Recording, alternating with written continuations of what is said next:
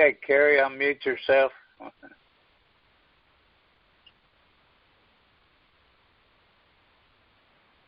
Hello, Carrie. I'm not here. You're not here? Okay. Not tonight. Okay, folks. Whoever wants to ask a question or tell us a good story or whatever, unmute yourself and let's get her rolling. This is Randy from Washington. Come in there, Randy. Hey, yes, I filed my petition back in February 27th without a filing fee as instructed. I received back a response stating that the filing fee was not paid. So I sent the petitioner's notice of petitioner's right to court access without filing fees, and they responded with an order of dismissal because the fee was not paid. Now, do I send in another petition with the filing fee? What do I do now? Yes, you're going to have to, because that's what they're doing. I had a guy this week that paid the $60. Right. He got one heck of a court order. Wow, it was the best court order I've ever seen.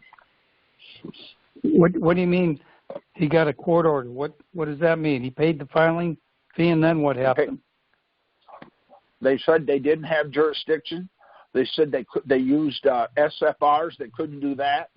They couldn't. They went on. There was about 6 things they couldn't do. So he paid the $60, and it didn't hurt us. So we need to start paying it. Okay. My next question is, I'm looking at an order of dismissal for lack of jurisdiction. Now, this is an example of a petitioner against the Commissioner of the Internal Revenue, and I take it that that is what we want to receive, this order of dismissal for lack of jurisdiction. Is that correct? Okay. Yes, it's correct. Now, let me ask you a question before you go. Tell me who's dismissing it. It's a judge from the U.S. Tax Court. No, sir, that's not true. No, it says Chief Judge Paige Marvel on the bottom. Back up. Read it to me. From the beginning or from the very end of it? From the beginning, please. Okay. It says on September 6, 2017, respondent filed a motion to...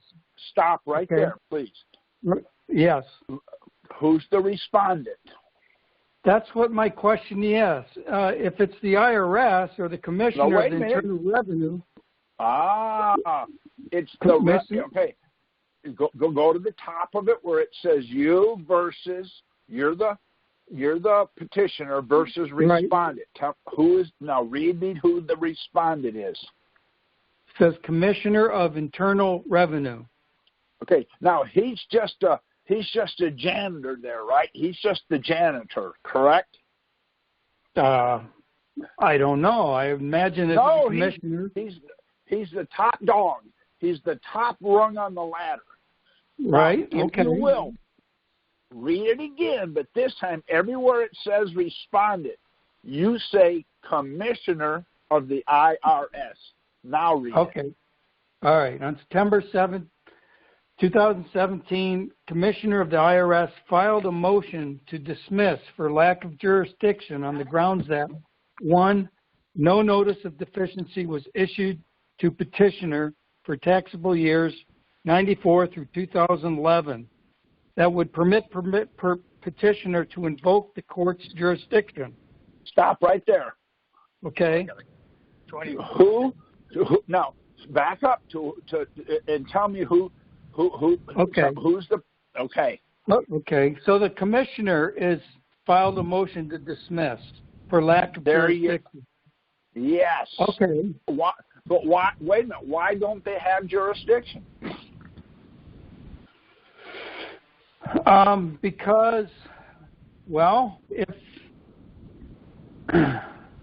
they don't have jurisdiction, because from what I was read that the petitioner didn't file a timely motion to He didn't file a timely application when he didn't get it. Okay, that's not what it said. Step back and say responded. Where it says petitioner, say me. Now go ahead and do it again. Okay, the commissioner filed a motion to dismiss for lack of jurisdiction on the grounds that, 1, no notice of deficiency was issued to me for taxable years 1994 through 2011. That would stop permit right me. there. Stop there right there. Now, Okay. here's the problem. Is the notice of deficiency and the notice of determination, is Right. it important? Is it important? Well, sure it is. Okay, so if it's important and the IRS never gave it to you, how can you be short 90 days? Think about this for a minute. I understand that. Right. Okay. When does your 90 days start? From the time from the time you got notice of the deficiency or the determination. Well, that's the dumbest thing I've ever heard. They just said you never got one. You're past your 90 days. Now, I want you to think about this for a minute. I'll show you how ridiculous this becomes. Are you a married man? Yes. Okay. When is your anniversary? 7 years ago. Okay. So, in other words, you met your wife one day and married her the same day. Is that what you're saying? No. Well, see, I said anniversary. Didn't you meet her and date her for a couple of minutes? So, the anniversary, don't you have to know what the anniversary would be? In other words, the anniversary, you never asked me what is the anniversary. You said 7 years ago.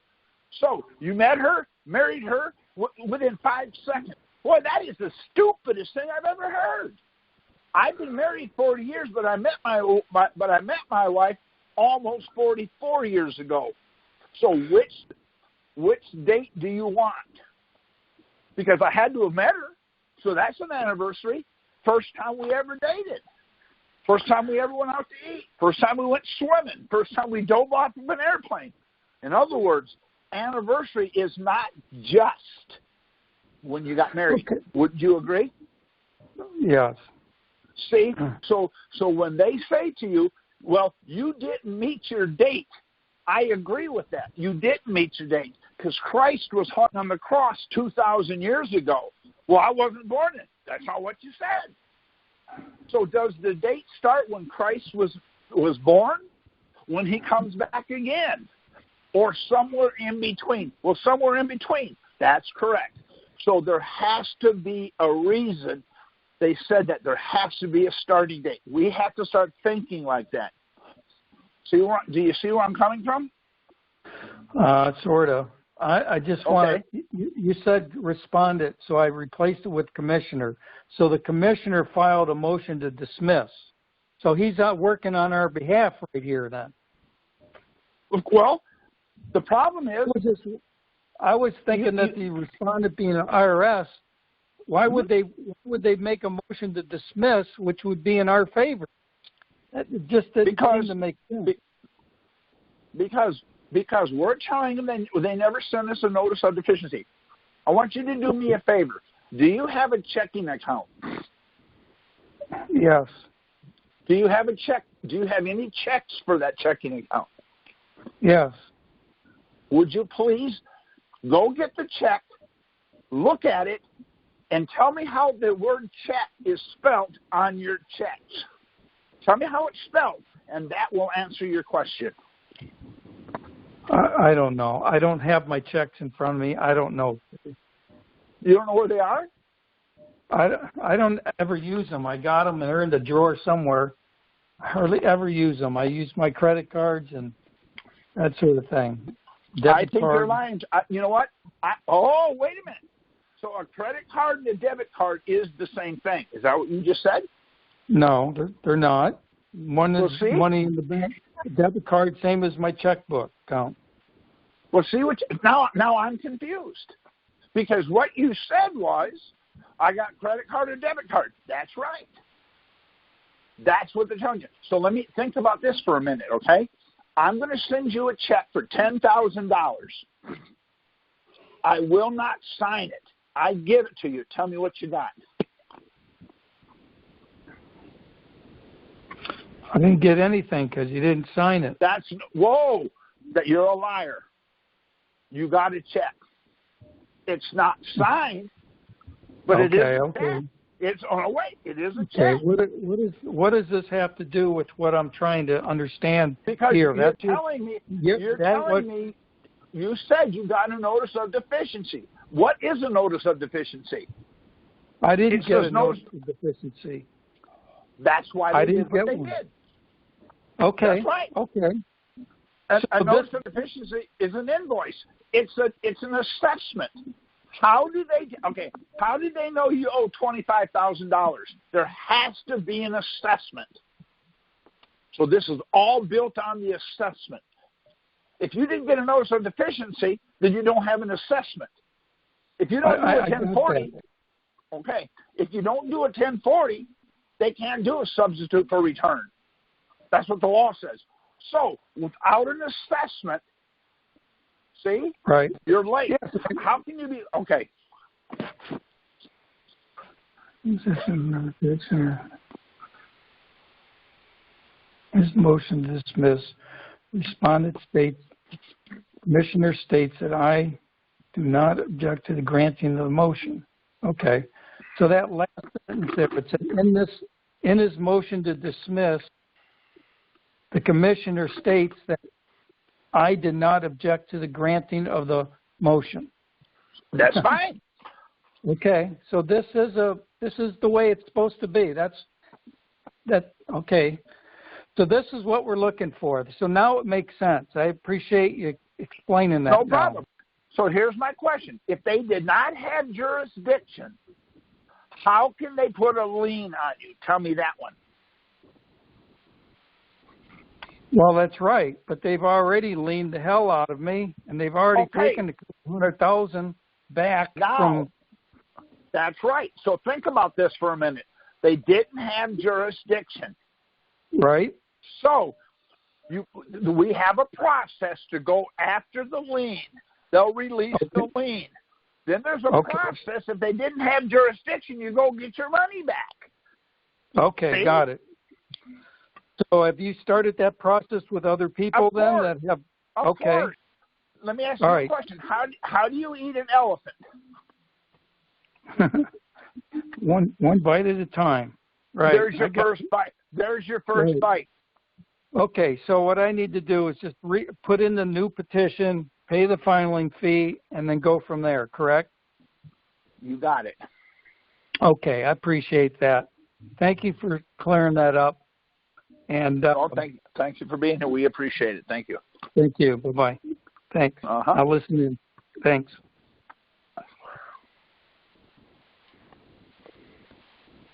Carrie?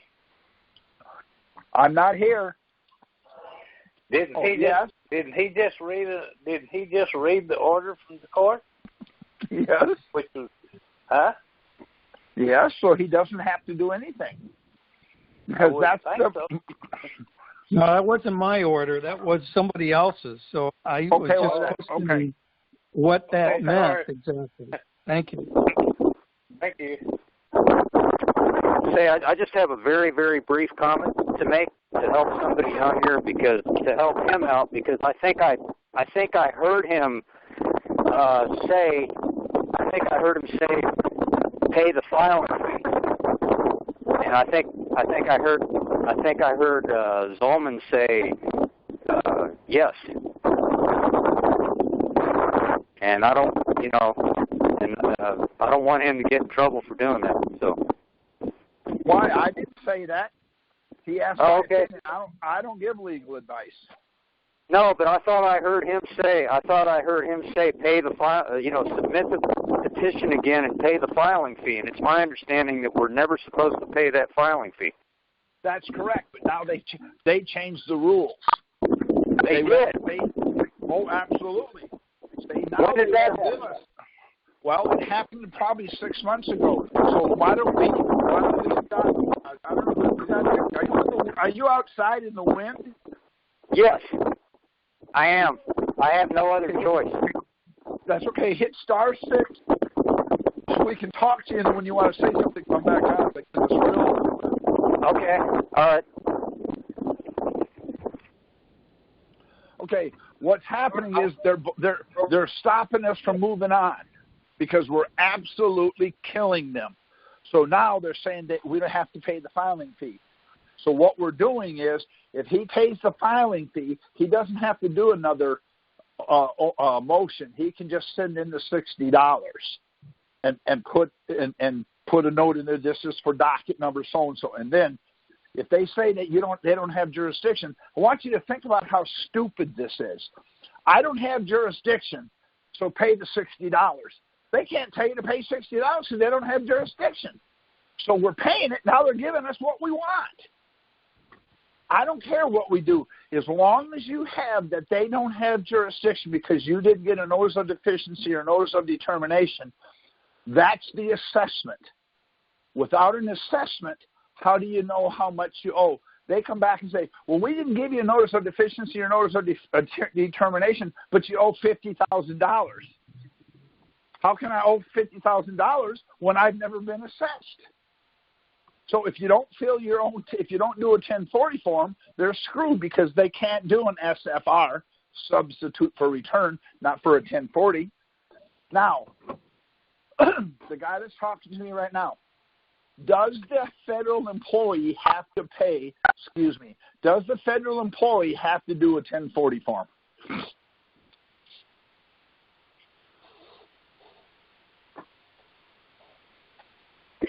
Are you asking me? Yes, sir, I'm asking you. Does a federal employee have to fill out a 1040 form?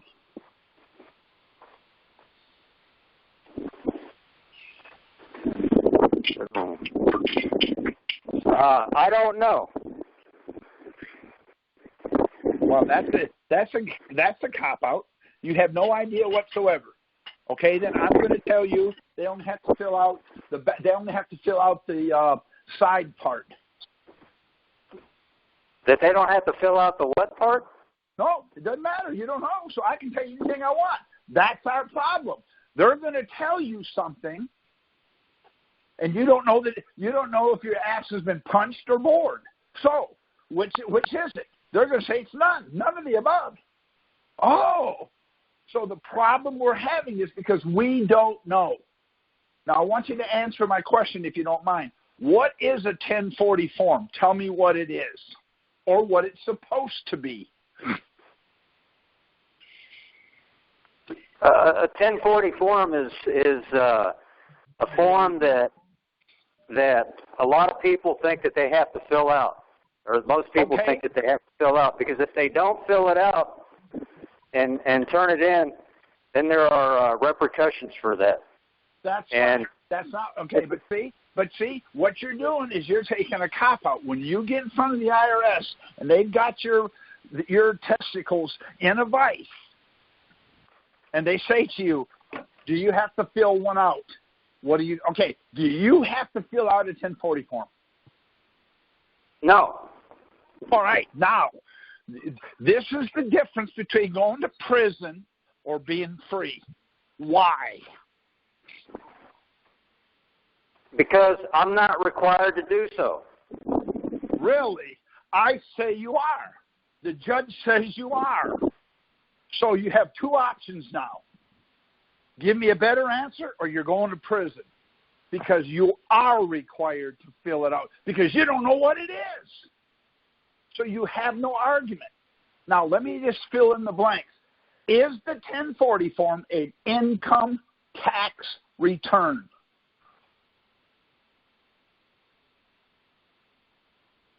No. It's not?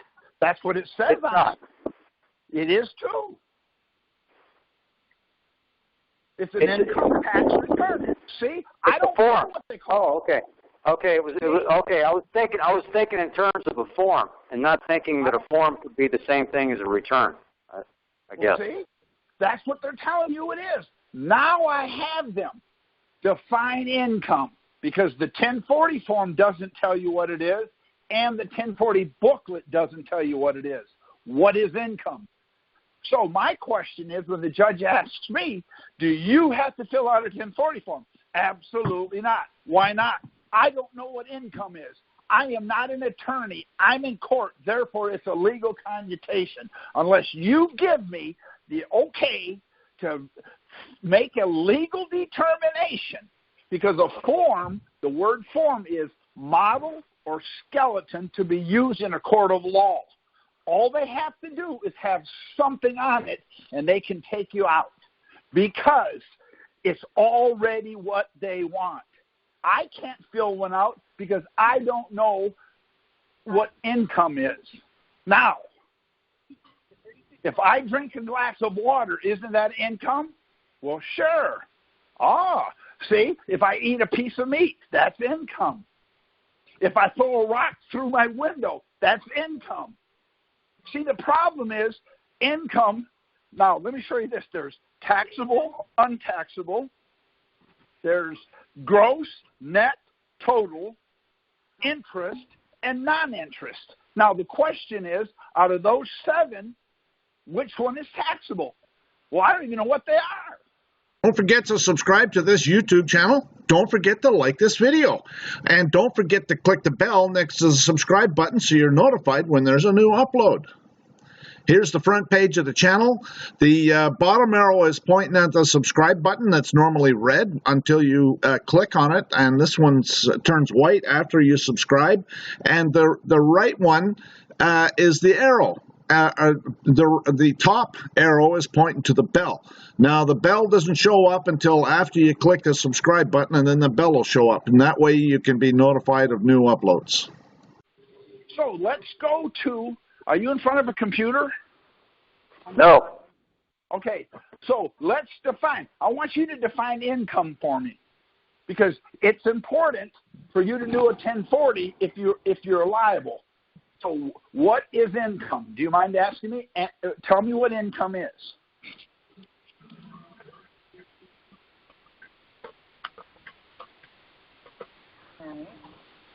Okay, by your silence, see? Go ahead. I can actually find out if there's been an actual...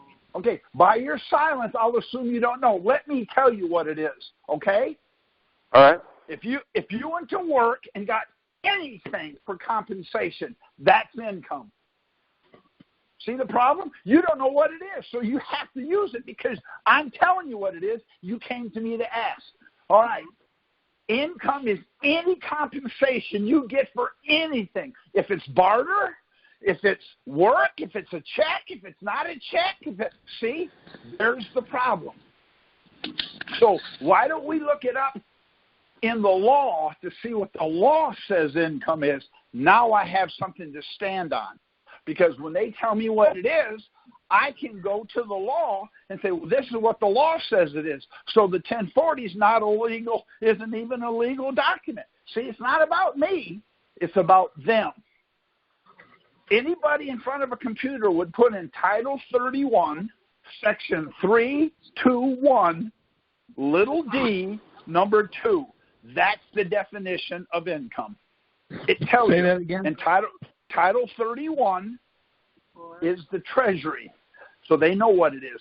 Title 31, Section 321, D as in dog, number 2, says, for the purposes of federal income. Then they define it for you. Now, if the 1040 is an income tax return, well, guess what? It's a federal income tax return. So I turn to Title 31, Section 321, D2 says, I don't make none of that. Since I don't make none of that, unless they tell me under penalties of perjury what it is, I don't have a clue. I cannot change the law, and I cannot make a legal determination. So now I'll let the judge do it. Because once they make it's any compensation, I object.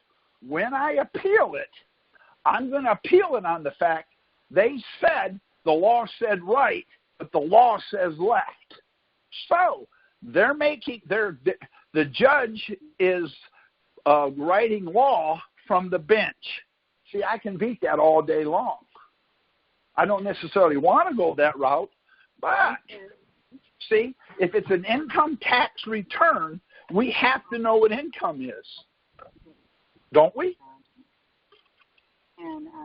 Yes. Okay, so let me ask you a question. Do you know what a mechanic is? Do you know what a mechanic is? Yeah, that's just somebody that fixes mechanical objects. Okay, so an MD, a doctor, a surgeon is a mechanic. Because if you got a broken arm, he'll put a cast on it. He'll fix the broken arm. See, you're right, but it's too broad. I can tear your head off with it. See? Mm-hmm. So, ask me the same question so I can kind of get your thought into a little tighter argument, so we can start beating these pricks. Okay. But what's income?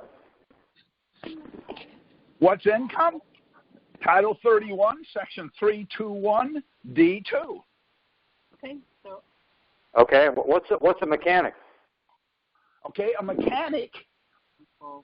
What type of mechanic? Because there's mechanics that are in every field. There's an AC mechanic, there's a hydraulic mechanic, an engine mechanic, a transmission mechanic, a rear end mechanic. There's an airplane mechanic. So the mechanic is too broad. That's what the IRS does. What's income? Well, it's compensation. Okay, that's why you're married. So I have to know what is federal income that goes on line so and so on the 1040. I don't know that. But let's see what Title 31, Section 321, D2 says. For the purposes of federal income, then it defines it. If you don't have any of that, now they got a problem. The reason I don't have to fill a 1040 out is because the 1040 is a federal income tax return. I don't make any income according to the law. Then I sit down. The other thing that I do is I have a glossary page. I take my glossary page, and what I do with my glossary page is when they ask me a question, I hand them my glossary page. It's on that sheet. If you're not using that, then you have to tell me what it is. Does that make sense? Yeah, I think it does. I believe it does. But could you repeat that last couple of sentences? Oh yeah, if it's not on the glossary page, you were saying, yeah. If it's not defined, on my glossary page, I have about 3 pages. I've got money, fiat, Federal Reserve notes, income. I've got, I don't know. I got several other things on there. I got form on there. I've got things on there that they're going to ask me. The problem is that I'm going to ask you this, if you don't mind. What did you do? Are you retired or are you still working? Well, what do you mean by working? There you go. Because if you see, that's right. See? Well, you know what? I work. I'm a gigolo. I'm a male prostitute. I don't consider that working. See? In other words, right. Unless you know. Okay. So, see what I'm saying? So yeah, I did, but I had a tendency to say, talk. Your mouth runs off before your mind catches up. Now, let me show you what I'm trying to say. Now that we're on this, let me show you what I'm trying to say. Okay? Right. I was about to tell you something there, but that's okay. I'll just blow that off. Listen to you. No, go right ahead. No, go right ahead. No, that's fine. No, I was just about to tell you that I was inclined to say that I do work because I do something. You know, in other words, I'd rather not be having to do things, you know, all the time. And I'd rather have free time. And I was thinking, no, I don't have free time, so my time is taken up.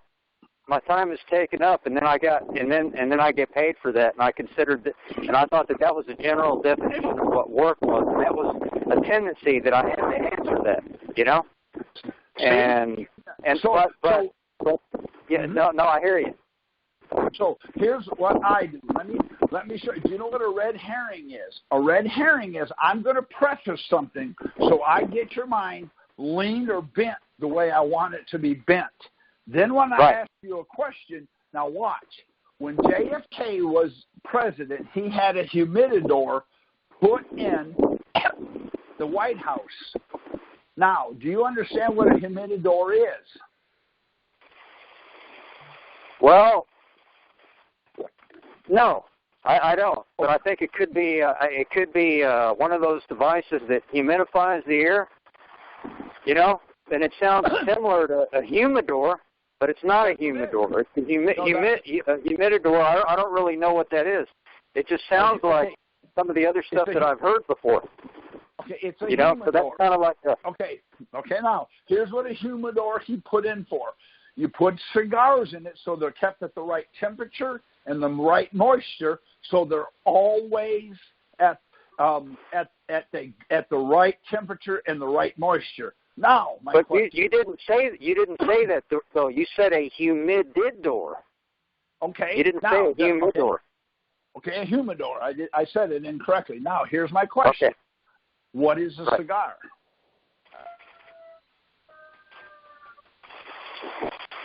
A cigar. Yeah.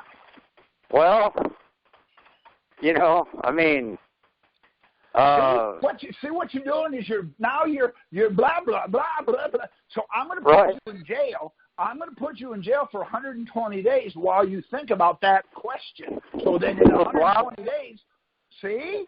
So 120 days for blabbing?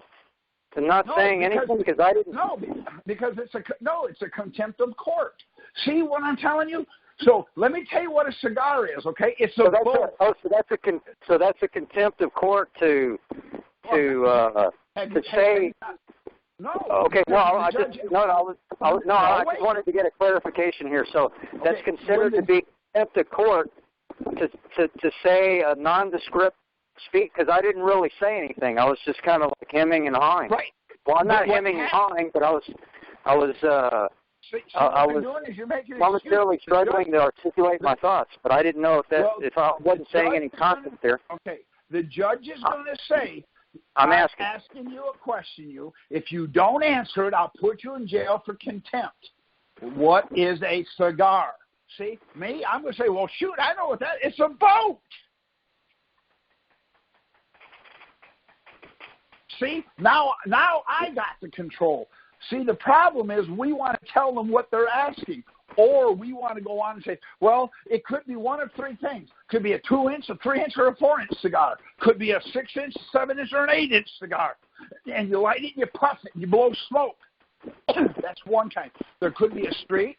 It could be a boat. It could be a sex toy. Bill Clinton, Monica Lewinsky. In other words, see, you're defining it. That's why I have a glossary page. You ask me a question, it's already defined.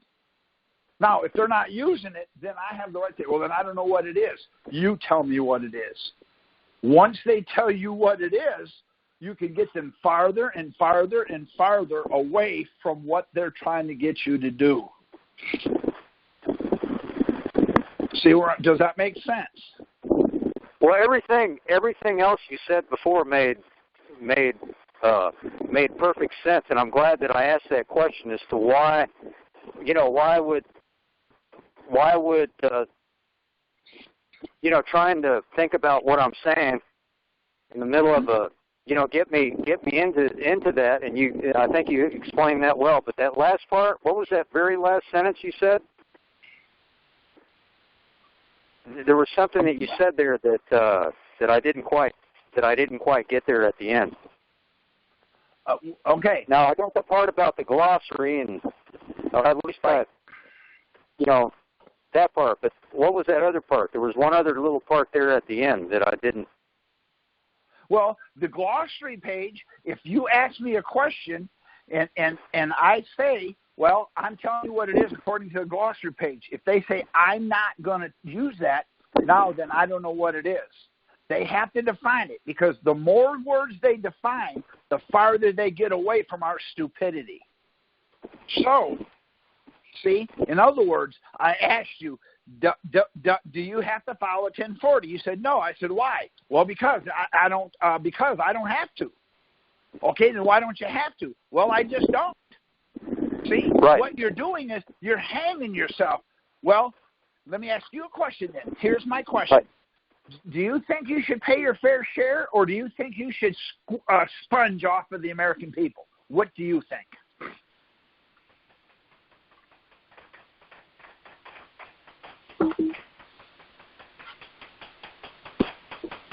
Pay fair share. Pay fair share of what? Fair share of what? See? You see how simple that becomes? No, I think I should pay my fair share. Then why don't you fill out a 1040? I don't know what income is. I for sure don't know what federal income is. So right. I'm paying a fair share of what? See? Now, I'm getting them closer and closer and closer to where it needs to be. Because when I was indicted, they weren't going to indict me and give me 55 years. The first thing out of my mouth was, the judge says, you're getting 55 years, but what we'll do is we'll give you 15 if you sign this. I says, no, sir. If you don't give me 100, you ain't got a hair in your ass. I want 100 years. He just went, what? You don't know what I said? Here, let me speak it again. I want 100 years. See? Because if he's charging me with 55, he's willing to drop it to 15. There's something not right with this picture. Because if you owe me $100, guess what I'll take? Whatever I give you. No, sir. No, sir. You might give me a 90. Will not take it. You owe me 100, you're going to give me 100, or you're going to get an ass whipping. That's what you're going to get. Give me the 90, and then I'm going to whip your ass. And if I can't do it, I'll bring my thugs with me. You owe me 100, I'm getting 100, or I'm taking the rest of it out of your hide. I went there, I was getting 55 years before. I was only there 2 minutes, and he was dropping it to 15. There's something wrong with this picture. That's what I looked at. So, what's wrong with this picture? See? So he asked me that. Well, do you fill a 1040 out? I'm sorry, do you file a 1040? I said, yes. Really? I said, absolutely. When? I said, every year. He said, well, Then the IRS said, well, we never get them. Well, the booklet you sent me doesn't tell me to mail it. Well, where do you file it? File 13. See, they didn't define file. See? So let me ask you a question. I don't care what the answer is.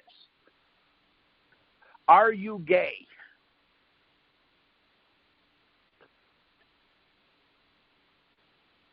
I'm going to assume by your silence. I'm going to assume by your silence you are. No, wait. No, wait a second. Sometimes I'm happy and sometimes I'm not. You know? See? But no, I'm not some. I'm not. Wait. I'm not a homosexual. Hold know? on. See what you're doing? You're running off at the mouth. Right? Are you gay? Absolutely. I'm the happiest man on the planet. And then shut up. Well, that ain't what we meant. Oh, then what did you mean? See, you defined them. I'm happy sometimes, not happy, and I'm not homosexual. See, you gave them 3 definitions. All they got to do now is say, see, you're giving them the ammunition they need. Now listen to my story. I'm going to shoot you. I'm going to shoot you with a 9mm or a .45 caliber. What do you want me to shoot you with?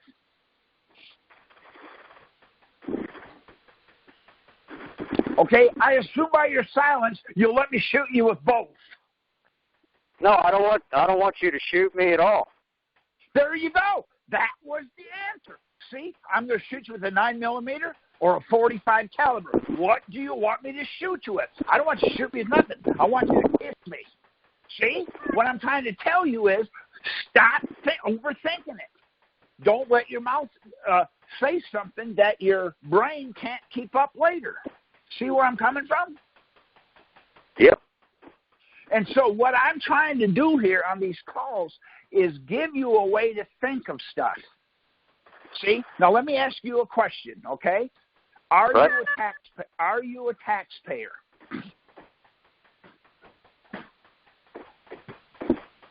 Okay, by your silence, I'll assume you're not. See, you acquiesce in silence is because you're dealing crookedly. You're not a taxpayer, so I have to dismiss this case because I'm a tax judge. Dismissed. See ya. See what you're doing? You're now when you need to talk, you say nothing. When you need to say one word, you say 400. See?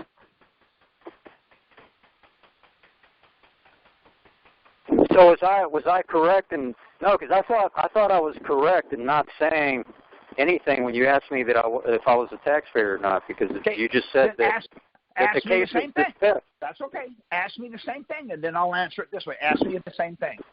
Sure. Okay. Are you a taxpayer? Hell yes. I bought gas this morning and paid 61 cents for tax. Then I shut up. See the problem? I didn't say, are you a federal income tax payer?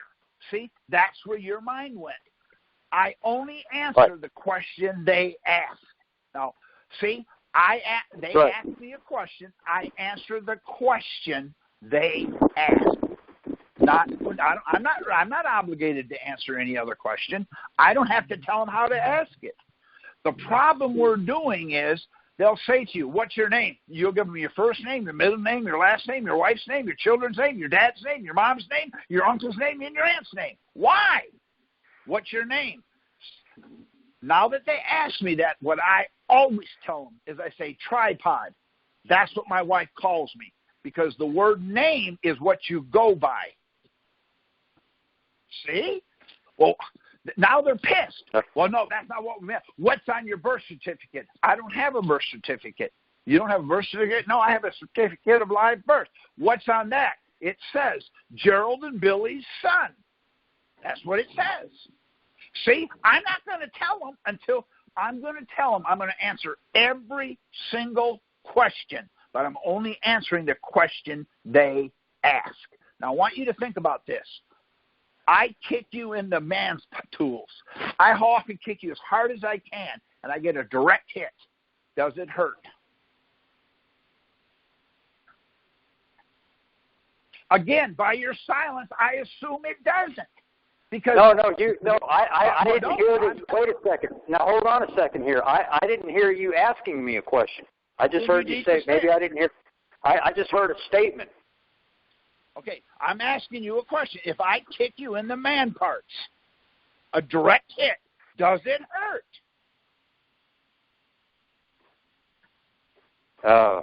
Yeah. See, wait, what was the answer? Tell me the answer. Yeah, it would hurt, I guess, if you did. Well, you guess? You don't know? See the problem? Okay, Ed, are you with us still? Whoa, stop. Ed, are you with us? Oh, come again now. What did you say? I guess I was getting a little bit, the reception there got a little bit. I said, if I kick you in the man parts. Okay, Ed, if I kick him in, yes. Can you hear me, Ed? Yeah. Yeah, go ahead.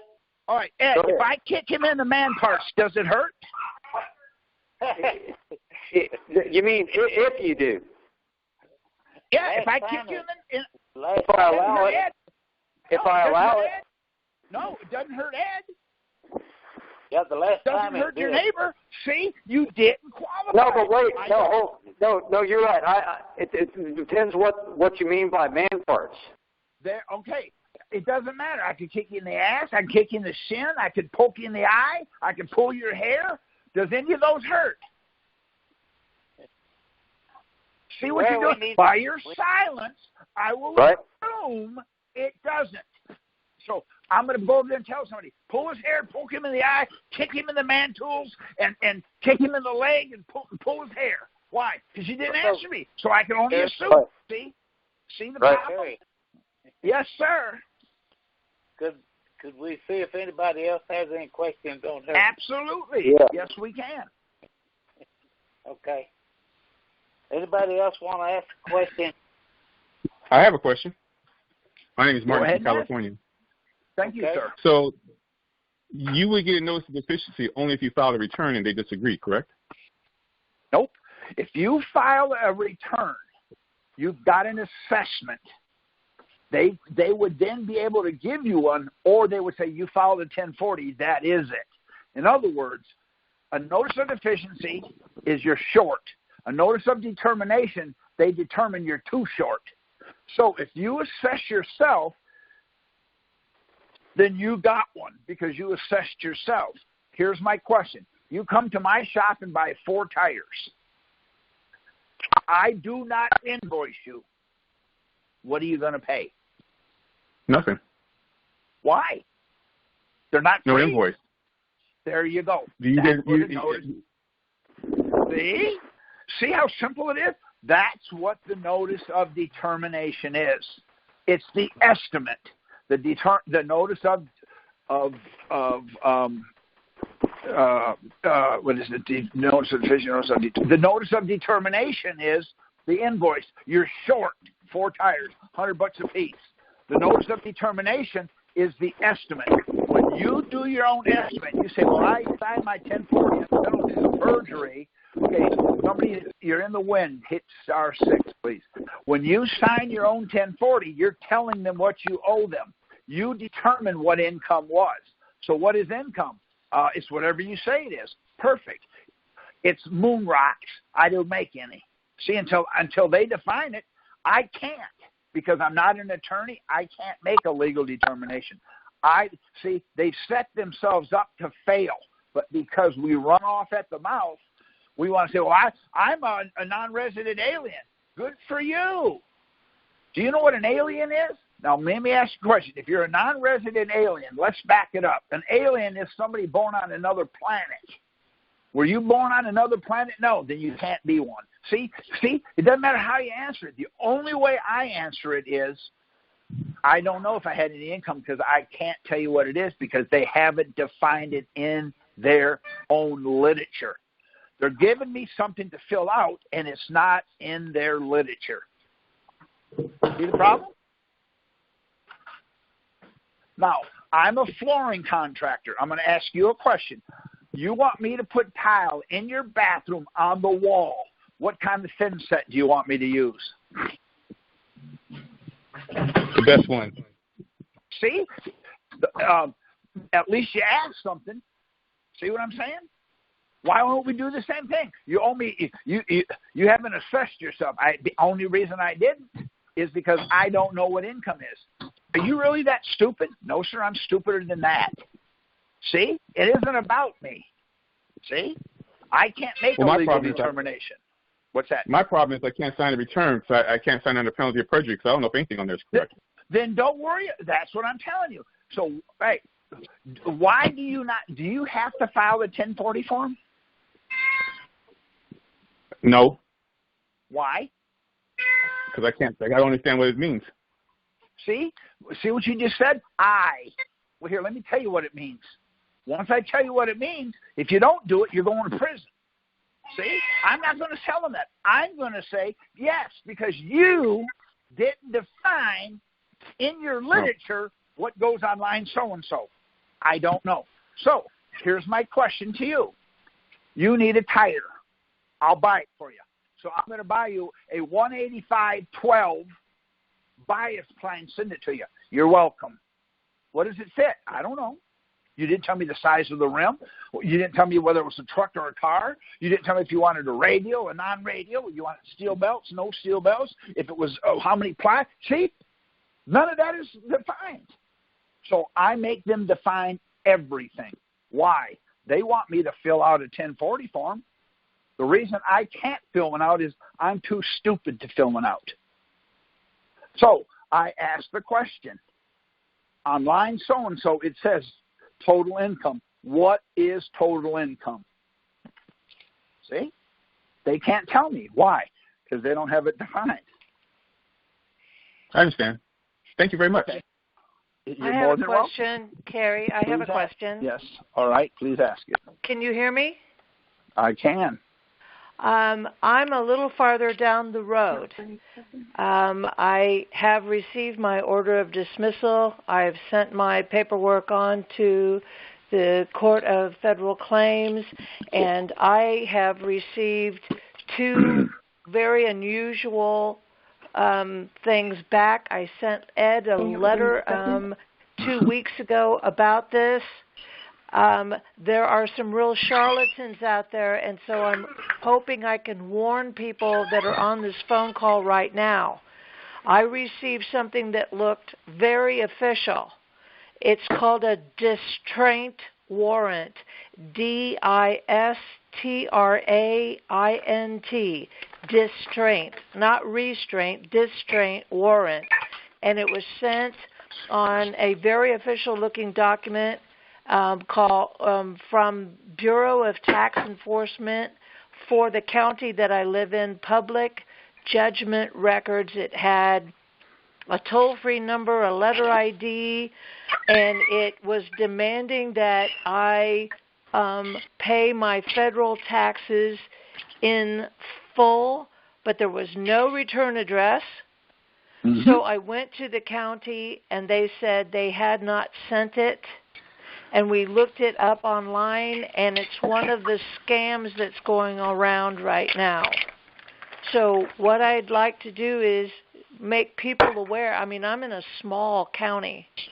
So if there are some scammers out there that are looking up our public tax records and sending things like this to us with no return address, just a phone number to call to send the balance and by a due date, we need to be aware of the fact that there are people like that out there. However, I got a bona fide communication from the IRS. And this is what I had questions about. Stop. That's okay. Stop right there. Check out our other videos and playlists. Republic of Texas RT documentary. Texas and other American states is under a military occupation. The Republic of Texas Forum of 2016. And describe the kind of people who would thrive in independent Texas. When you say bona fide, do you know what bona fide means? Okay, I withdraw the word bona fide. Okay, I got a communication that on the top left-hand corner says IRS, Department of Treasury. Okay. Now let me tell you how to answer it. Nope. I'll tell you how to answer it. It's super simple. You know your court order? Put it on there and send it back. Write nothing, say nothing, because they don't have jurisdiction. You put it on there and send it back. That's it. You're done. Well, I thought you might be interested. I thought you might be interested in the verbiage on this, because it says, "Dear taxpayer, thank you for your inquiry of January 17th of 2019. We are sending your claim, 1040, to the Appeals Office Customer Service Center to process. That office will contact you within 30 days. I mean, it goes on to say if you need any form schedules, publications, if you have any questions, whatever. But I find it interesting that they are talking about my claim, and they're also using the verbiage to process. All of that, like I said, if you want to, put your court order and send it back. It's done. Now let me explain to you. Do you know why it's a 1040 form? Here's the other reason why you don't have to pay it. Do you want me to give you the history of taxes? All right, Abraham Lincoln put out some bonds to England. They were called 10-year, 40-year bonds. Now, the 1040 is to pay back the bonds that he sold. Number two, why is our year stopped December 31st? Our taxes are due April 15th. Abraham Lincoln was shot April 14th, died April 15th. Wow. So, now wait, is that the truth? Yes. But is that the reason? I don't know. So the 1040, the reason it has the word 1040, in my opinion, he sold our country down the river to England. So the 1040, what it is, it's a 10-year, 40-year bond. And what happens is, if you use the words and you look at what it says on the 1040, get a Black's Law Dictionary and go through it and write down some of the words and look it up, it'll lead you completely away from paying them. Because the way things are defined, that's the reason I use a glossary page. See, when I was indicted, I was being indicted for 55 years. I would still have 20 years or 30 years on my sentence. The problem is, they took 18 of us, 17 in a row went to prison. They got to me. The odds were 100% I was going. So I went there and I threw the kitchen sink at them. Everybody else went in and says, well, I'm a non-resident alien. Well, according to this and that, they're all making legal determinations. I refused to. I handed them my glossary page. They both, the IRS and the judges, were not using it. I said, not a problem. First question out of the mouth was, for the record, would you tell us your name? I said, God, I would love to. I am so excited. I am so excited. I said, 1965 Chevy Impala, 4-speed. The lady says, what? Yes, ma'am, you're not using my glossary page, so I thought you meant what was my first car. The judge had nothing to say. It went like that the whole day. 9.5 hours later, they only got 4 questions answered. So she said, okay, we're going to make this easy for you. I said, thank you. I appreciate that. She says, I'm going to ask you a series of questions, and I want you to answer them yes or no.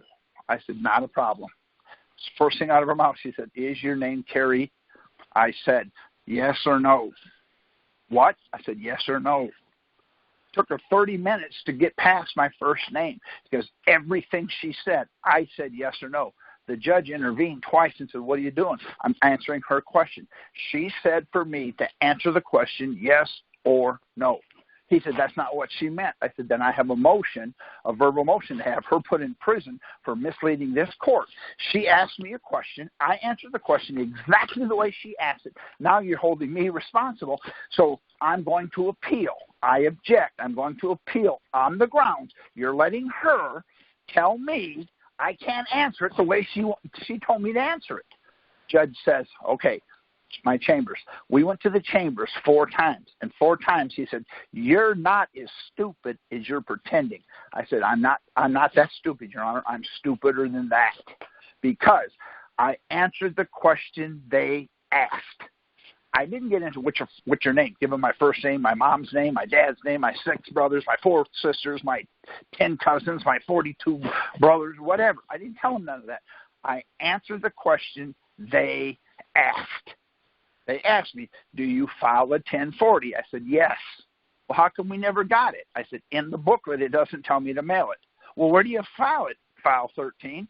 What? Are you using my glossary page? No. Then I don't know what the word form means. File means. I call it file 13.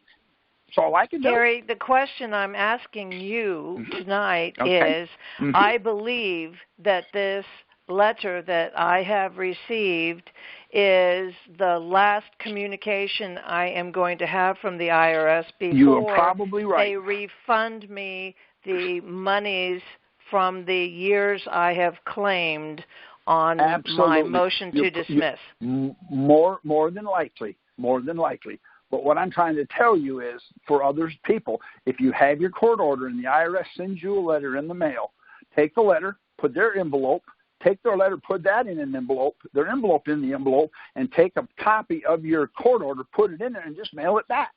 Because the IRS has no jurisdiction. So if they ask a question, they are asking it without jurisdiction, and you're not obligated to anything. So my answer to everybody is go to the tax court, get your court order. Now you have the first bite of the elephant. Now, what are they going to say? And here's what we're doing now. What happens is if you have your court order, do a 12277 form. Right, that's to have my tax liens withdrawn once they release them, but they haven't released them yet. Now, let me finish what I'm trying to tell you.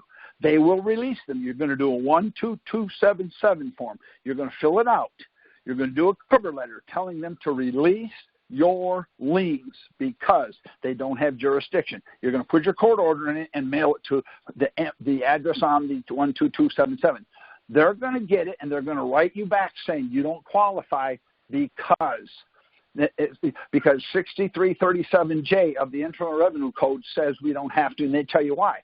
Then I turn around and write a cover letter or I write a letter, a notice to that agent saying, I believe you. Here's the problem. You have two options. One, send me your bar card because you're practicing law, or two, release the liens because I'm going to sue you in federal district court for practicing law without a license. Without fail. They have expunged them all. And the reason for it is it's not about taxes. Do you understand that? Yes. Okay, so I don't know what else I can tell you. All I'm trying to tell you is I'm putting together an argument that you can win. Let me ask you a question. Would you like to go to court and have the jury of 12 that pay their taxes and talk to you about why you don't file taxes, or go in front of them and talk to them about that guy practicing law without a license? See, to me, it's a no-brainer. I'm trying to give you an argument that is not only winnable, but it's very winnable. Well, I assure you that I will be counting the days down until I hear back from them. They told me they would be contacting me within 30 days. And I'm hoping their form of contact. Day, well, don't worry about it. On the 31st day, you go back to the court and do a motion for a judgment in the amount of whatever your claim was, because now you'd get, and they're going to come back and say you can't have it, and you come back and say, see, now we got a problem. See, now you got open communications. You always lean to the fact they didn't have jurisdiction. We're dealing with one right now.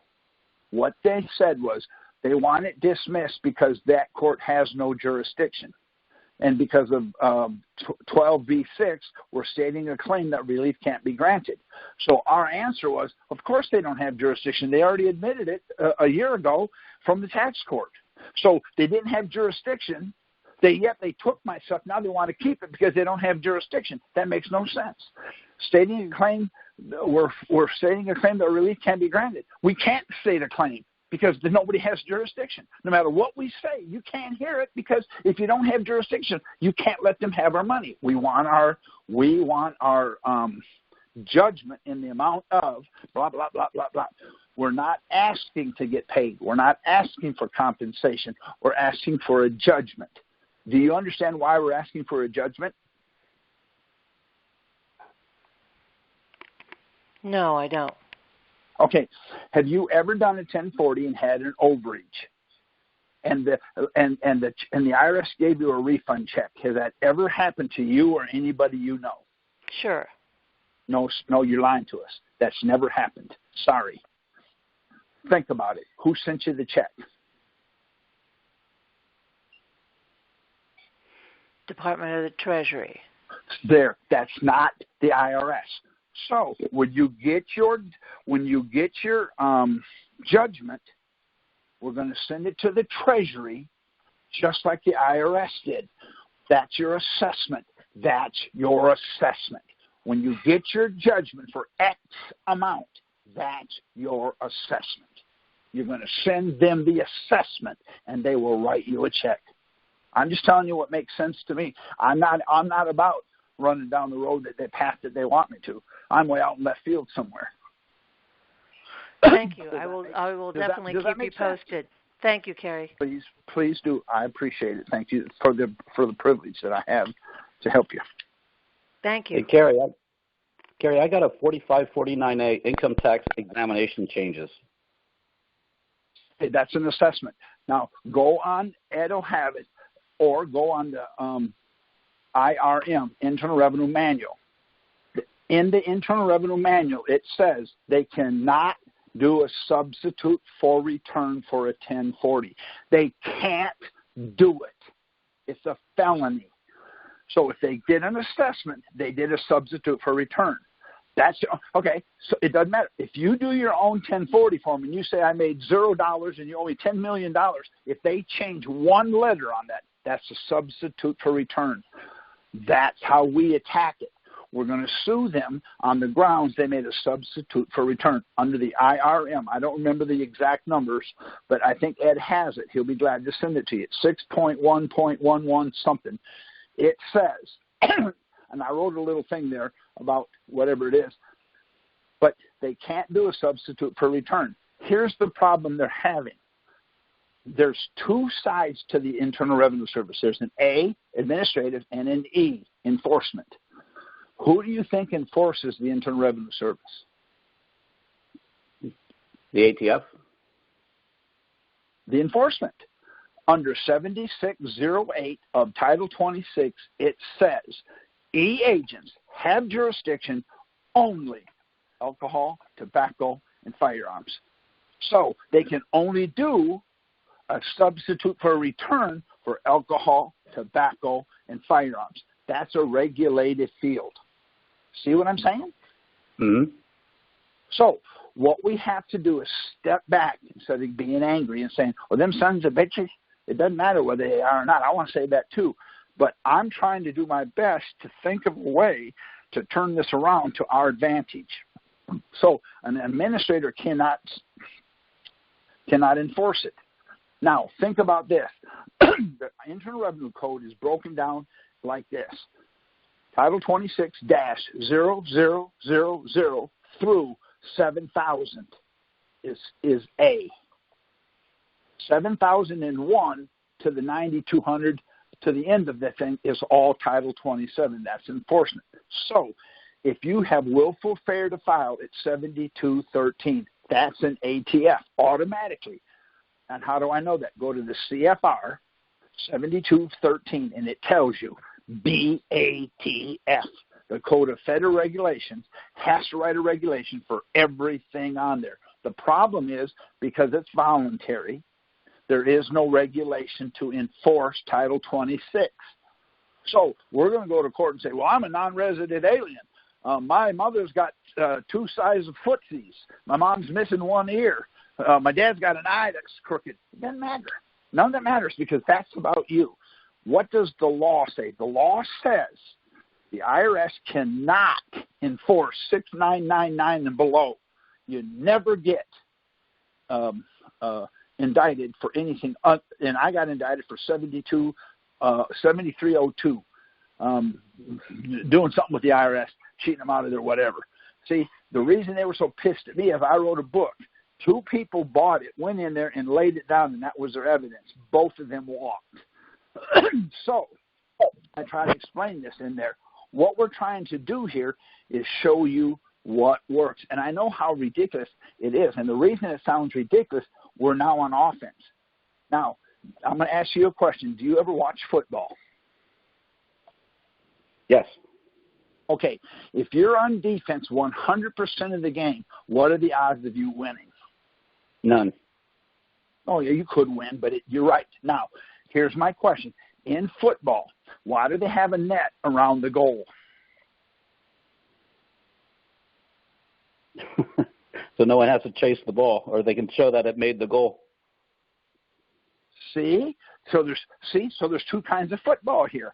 There's NFL and there's football. They call it soccer. See the problem? We automatically think, well, football, yeah, they're showing you kick the field goal. It ain't got nothing to do with that. You never asked me about what type of football. That's what I'm trying to do here. I'm trying to show you how to argue the argument. When the IRS says, do you file a 1040? Yes, absolutely, 100% of the time. Well, why don't we ever get it? Well, show me in your booklet where it says for me to mail it. They told me in the court, under oath. Well, you can't use our stuff for filling out the 1040. Oh, so then what you did was you used something to mislead me, and you used the mail. So wouldn't that be mail fraud? Judge said, that's enough. We're not going on that path. They never asked me another question in 9.5 hours about the 1040. Not one more time. Never. They asked me about everything else. But see, my arguments are always way out in left field because that's what they're giving us. Now, let me ask you a question. Did you know that Abraham Lincoln sold 1040 bonds? Did you know that?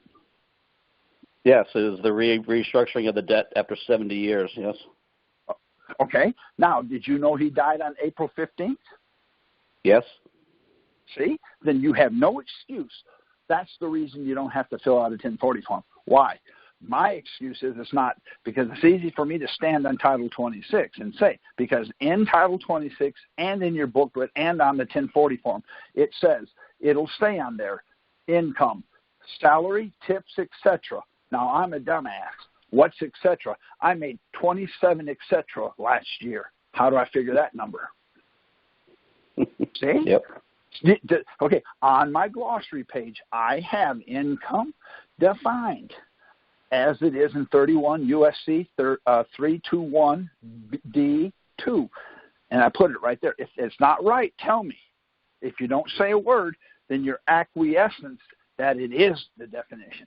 And you're misleading me. See, I'm dumb. I'm stupid. I can't help it. That's not my problem.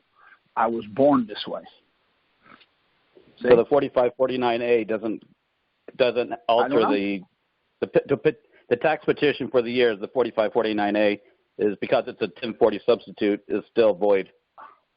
Yes. Well, because it's an SFR, substitute for return. They changed your 1040. They can't do that. If they do, they violated it. They violated your due process. That's a felony. There's your argument. Well, yeah. Okay.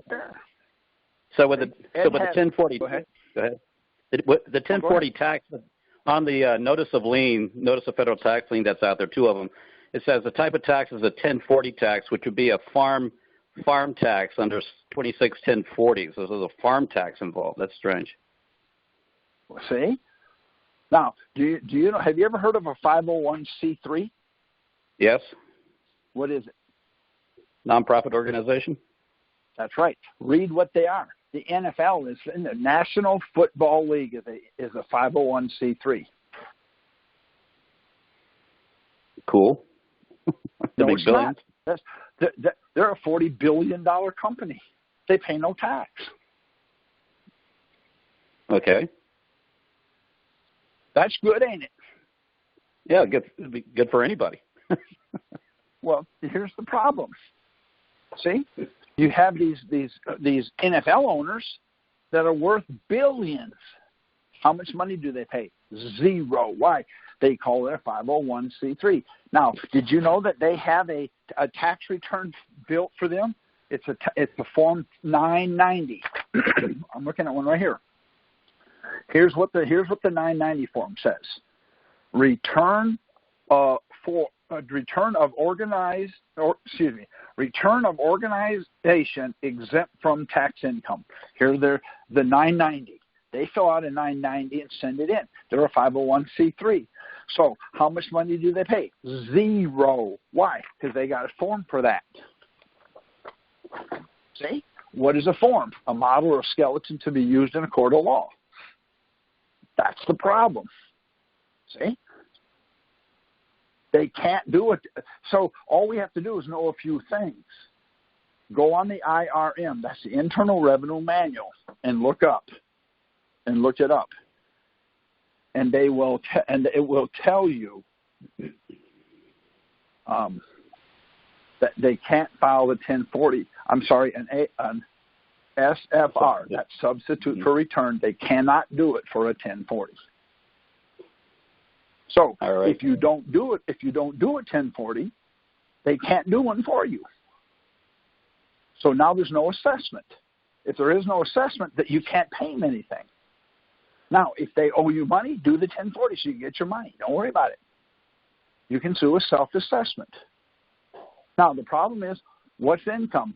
I write down all the time. I made 240 dublators. See, 240 dublators, but I paid in 9,000 FRN, so I want the 9,000 back. They have to give them back. Why? That's the form. Income's not defined. When I was indicted, I told the judge, I said, well, I made 222 dublators. The IRS said, what's a dublator? I said, it's income. Are you really that stupid? Because it's not in their book. It's not defined. Hold 1 second.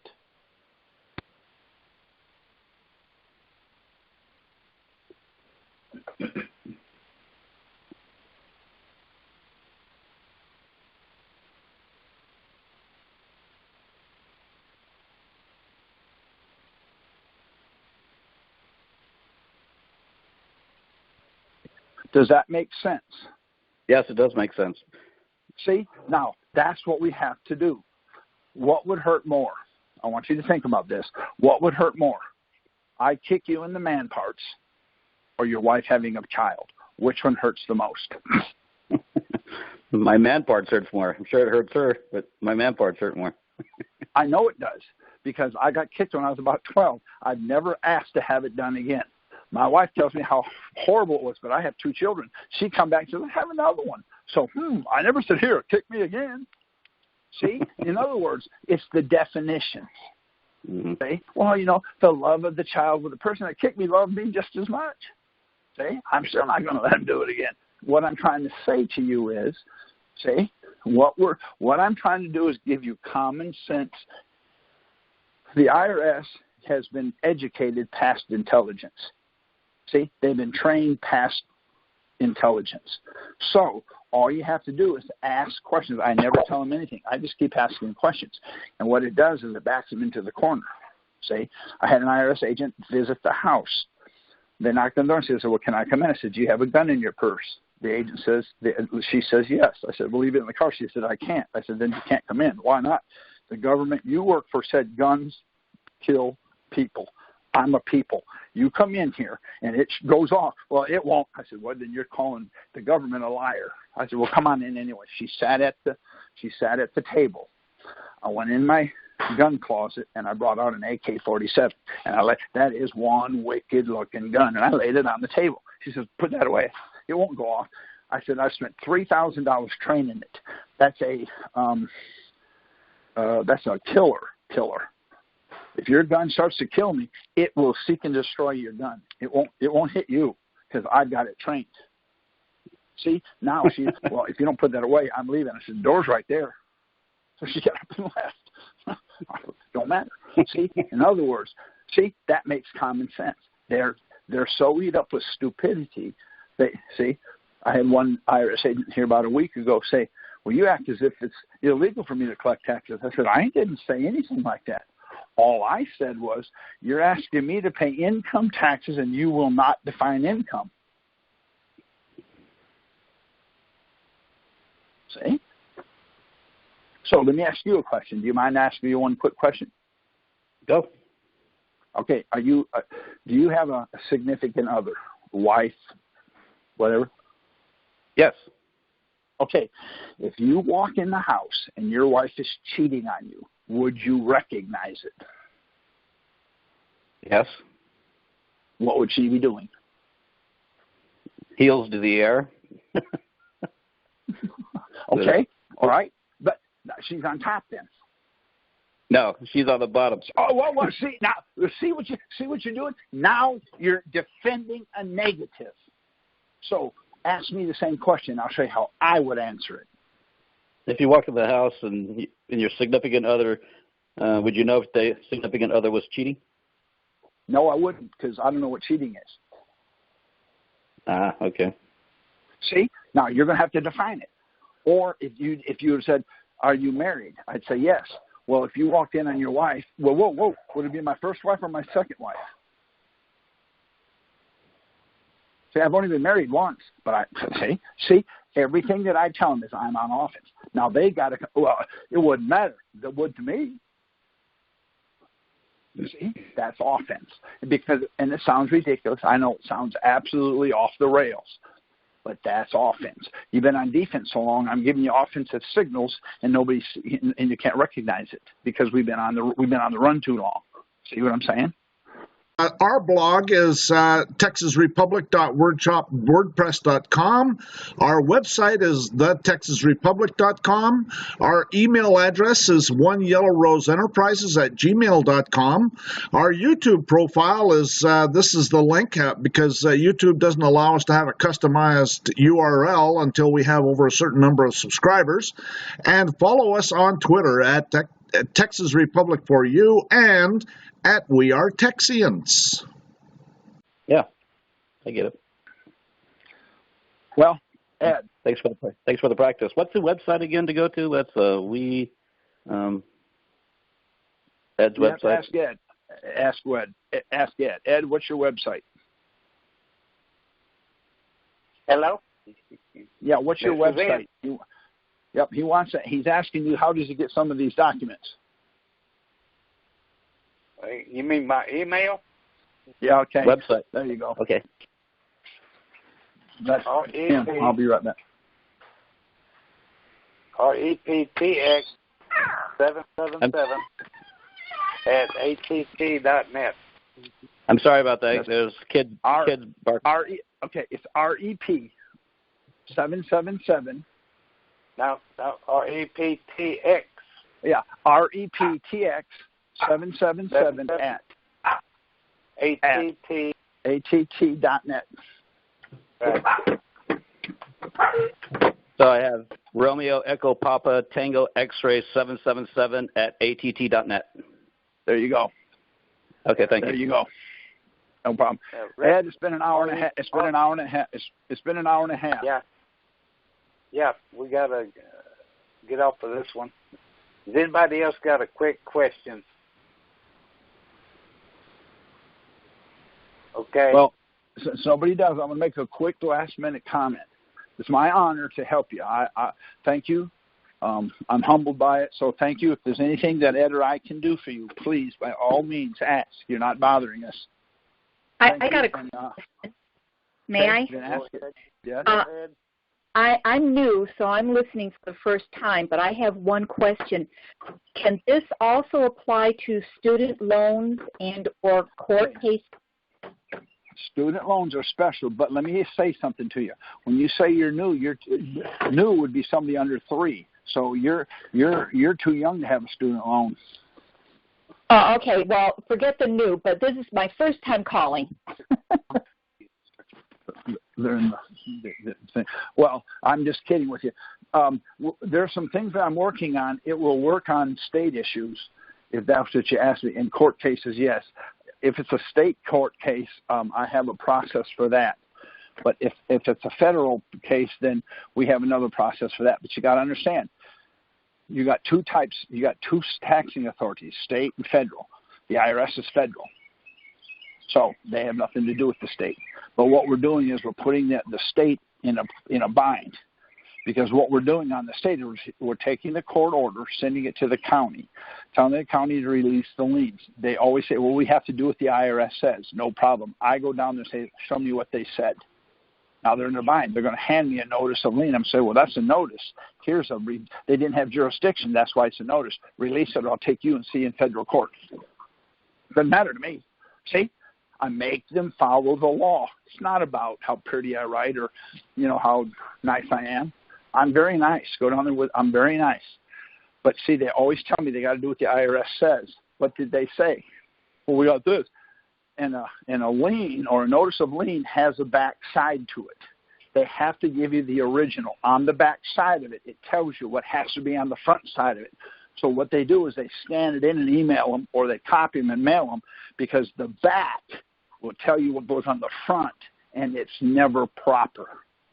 I do have a back. I can send it to Ed if he wants it, and then he can send out the back of what the lien are supposed to say. It actually says under such and such as whatever, the lien, here's how you release the lien. It calls it the lien on the back, and on the front it says notice of lien. So the back and the front are totally different. Now they got a problem, so they've taken the back off. These people know what they're doing, see?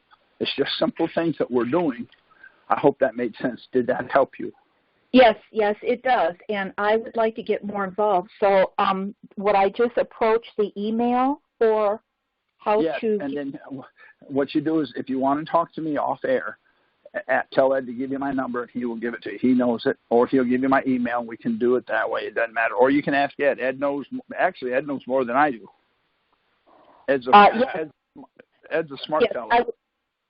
Okay, well, both of you as a pair, I think with me trying to work out the kinks, I think that would be a green light. Yes, I'm open to that. So would I just, how would I put in the subject line? Whatever you want. Just tell them who you are. Say, call on Tuesday night or whatever. It doesn't matter. Just let us know what it is. Oh, okay. I'm just going to say Cheryl from Michigan. There you go. What part of Michigan do you live in? I need to know. I'm in the southeast. Yeah, what you need to do, though, is state, but give us the phone number, because everybody sends us an email and says, I want to talk to you, and then they don't give us our phone number. Oh, I will send it. No problem. Well, I'm from Michigan. Really? Yeah, I was born in Mount Clemens. Oh, okay. You're not too far. Yeah, I'm south of there. I live in Texas now, so I'm quite a distance from there. Yes, you are. I have grandchildren in Texas. Well, at least they're living right. Okay, folks. Yeah. Thank you. Our next call will be June 11th. Hey, I've got one more question. Go ahead. Barry Brooks from Kaufman County. Yeah. I received a notice for a judge in the claims court, and also the appearance of the defense attorney for the U.S. Do I need to take any action? Why don't you know my number, why don't you call me and I'll talk to you about it tomorrow. Okay. Thank you, Kerry. You got it. Thank you. Okay, folks. We'll see you June 11th. Okay, go ahead.